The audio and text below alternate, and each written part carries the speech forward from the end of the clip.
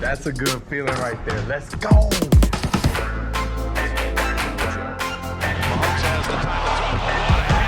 All right, let's look at some positional battles for the Chiefs and talk about a CFL defensive end who strongly anticipates ending up on the Chiefs and much more. But first, how about those? I don't know about you, Chiefs Kingdom, but I have a clear-cut favorite YouTuber, and he goes by the name of How About Those Chiefs?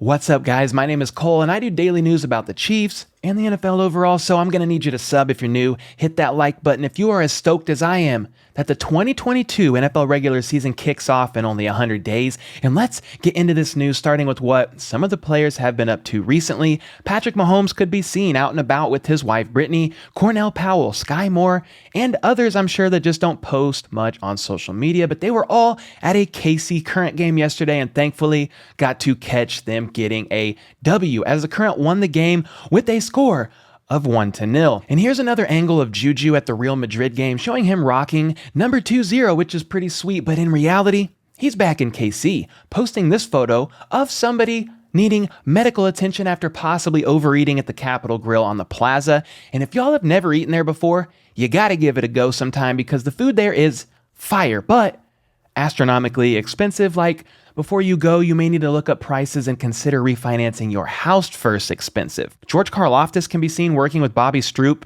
Mahomes' trainer, at least in some capacity here. He's working on ragdolling opponents with this little crazy device thing, but I am here for all of it because I want to see him ragdoll opponents. Jermaine Carter Jr. is excited to get back to work tomorrow and said COVID couldn't hold him back for too long. So yeah, great news there. And then here's a little clip of the Honey Badger getting some work in. Yes. Yeah, I'm with you. Yeah. One, get up, blow it out. And yeah, I know he's not on the team and all that any longer, but he's always a Chief in my eyes, and I'm always rooting for the guy, twitching, Twitter, trigger fingers, or not. Say that 4 times fast.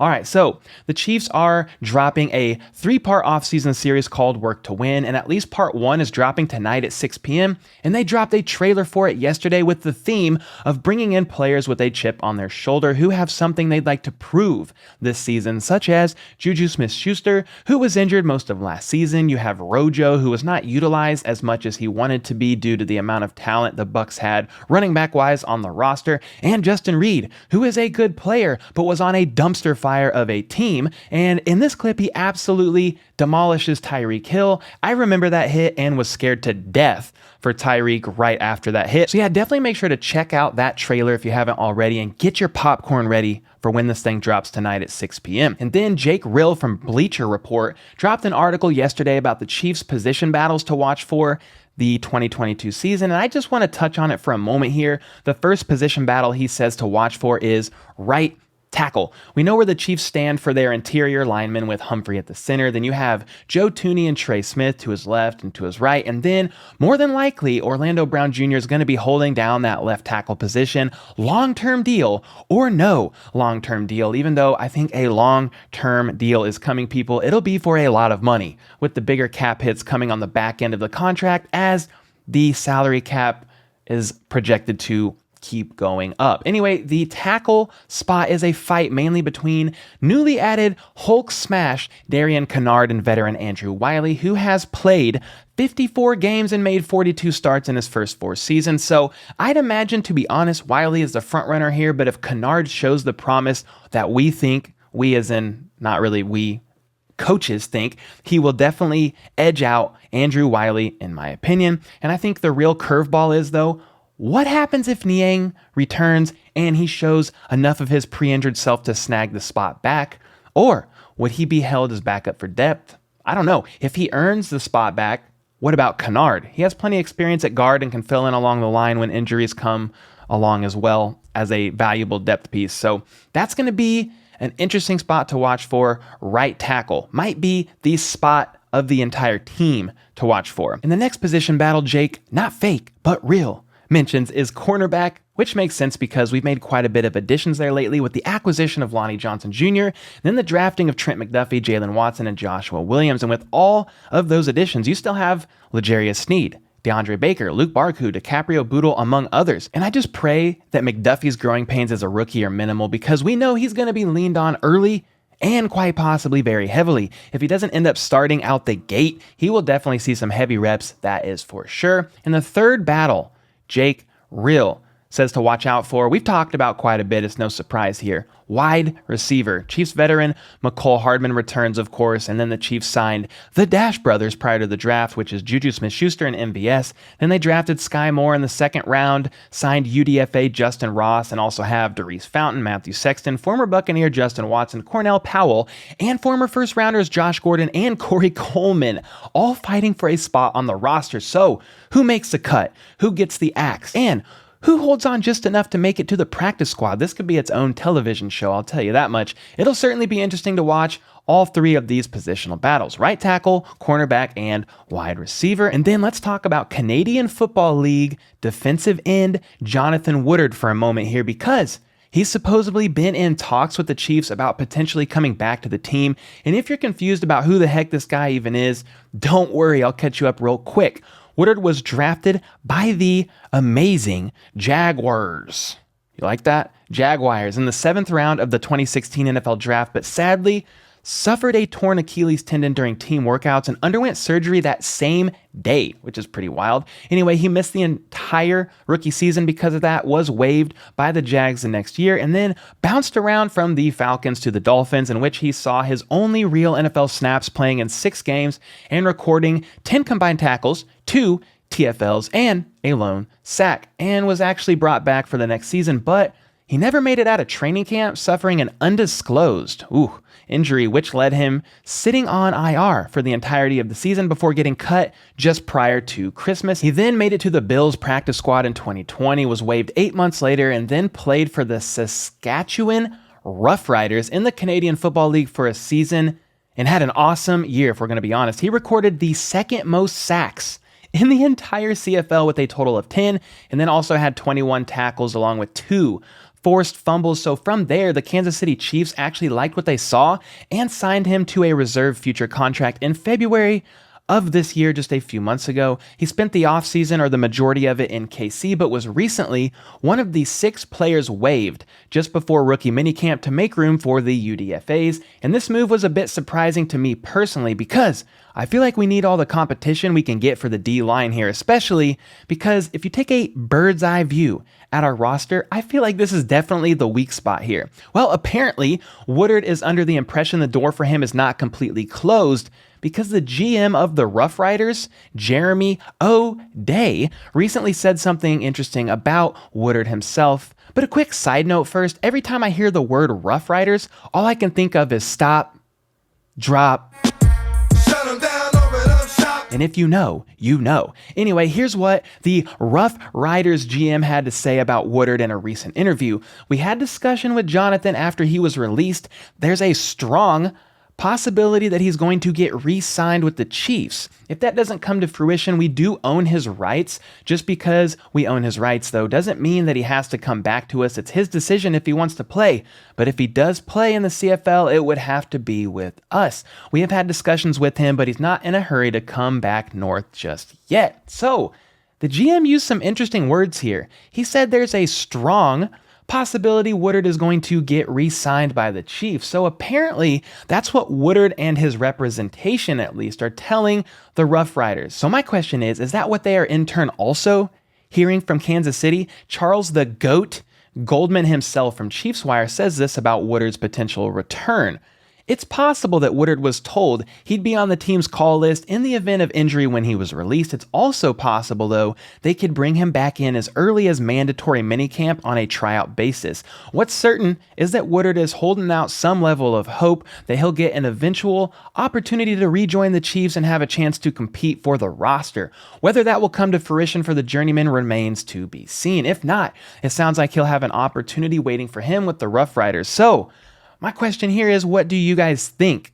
Because I am of the opinion we need all the help we can get on the D-line. This man had 10 sacks in the CFL, so is it not worth at least giving this man a try? I don't know. Let me know your thoughts in the comments down below. And then I want to touch on some sad news here in the NFL, as Cardinals cornerback Jeff Gladney and another passenger whom I believe was his girlfriend, were killed in a car crash early Monday morning in Dallas, Texas, and this happened around 2:30 a.m., and according to the county sheriff's department, it's believed the vehicle Gladney was in was speeding and either clipped another vehicle then lost control, or lost control and then clipped another vehicle, which in turn caused Gladney's vehicle to overturn, strike the pier beam of the freeway, and catch fire. The vehicle that was clipped, from what I understand, sustained no injuries to those inside, but unfortunately, Jeff Gladney, 25, and the female passenger, 26, both did not survive. And it's one of those deals that's just sad overall, something that in theory did not need to happen at all.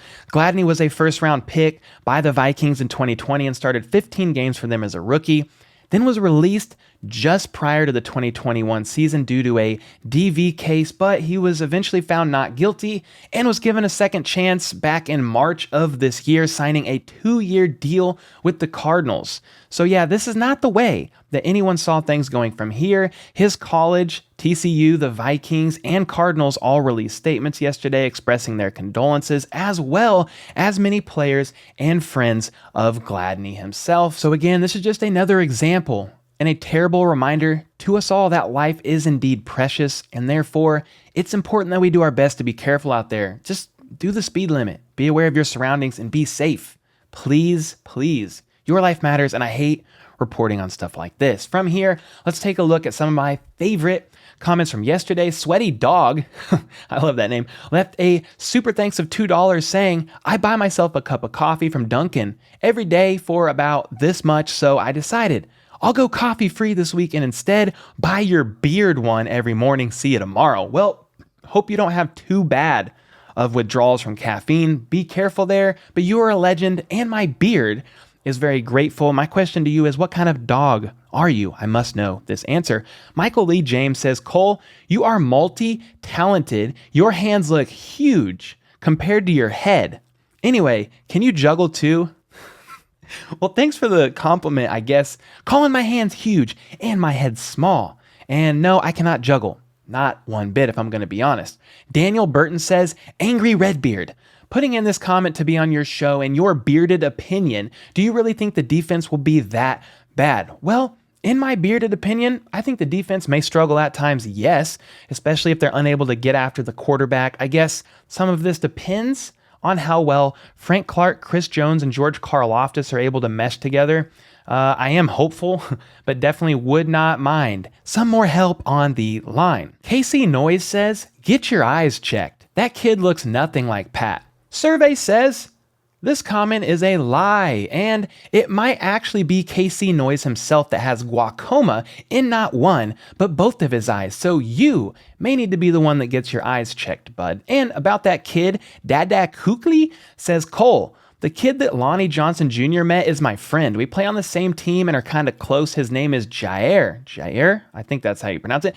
And he said, that's actually funny. I was so shocked to see him in a video. Never thought he looked like Mahomes. Well, you need to get your eyes checked too then. That's actually funny. Well, hey, make sure to tell Jair hello from Chiefs Kingdom from us all. JSYK, far from basic, says, I wish we were friends. Well, me too, man, but I stay in my basement way too much to really have any friends. Chris Nowinski, the Buffalo Bills fan, is back saying Sky is wanting to become a free agent so he can play with Josh Allen. But my question to you is, why would Sky Moore want to play with the second or third best QB in the league when he's already playing with number one?